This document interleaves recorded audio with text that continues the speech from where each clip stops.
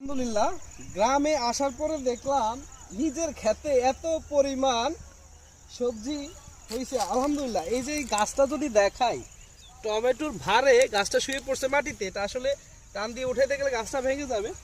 আর একটু এদিকে এদিকে আসুন।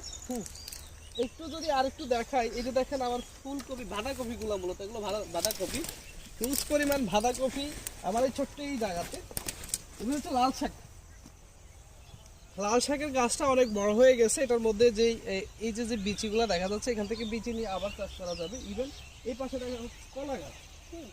এই যে কলা গাছ, আর এটা হচ্ছে মূলা গাছ। মূলা গাছের ফুল অসম্ভব সুন্দর, চারদিকে তাকালেই মনে হয় যেন সবুজের সমারোহ। আর এগুলো হচ্ছে মূলত আমরা ঢাকাতে দুইটা কিংবা তিনটা লতা কিনে খাই 30 টাকা করে। যাদের প্রয়োজন হবে আমার বাগানে চলে আসবেন, নিজের মনে করে নিয়ে যাবেন, কোনো টাকা পে করতে হবে না। ইভেন এটা হচ্ছে সিম গাছের ফুল, অনেক সুন্দর। যারা ঢাকা কেন্দ্রিক আছেন, গ্রামের বাড়িতে আসবেন, এসে ঘুরে গেলে মাইন্ড একদম ফ্রেশ হয়ে যাবে। এত সুন্দর সমারোহ যদি আসেন দেখেন, তাহলে আসলেই আপনার মাইন্ড সব চেঞ্জ হয়ে যাবে। এবার এটা হচ্ছে আমাদের নারকেল গাছ, অনেক সুন্দর এই নারকেল গাছগুলো। এগুলো হচ্ছে লাল টাইপের যে নারকেল, সেই নারকেলগুলো বেসিক্যালি এই গাছে ধরে। ইভেন হচ্ছে এখানে আছে পেয়ারা গাছ, আর সরাসরি কলা গাছ। ইভেন হচ্ছে কলা সহ আপনাদেরকে দেখাচ্ছি আমার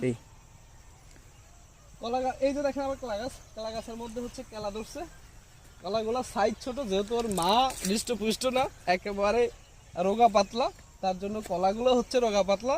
কলা গাছের বিষয়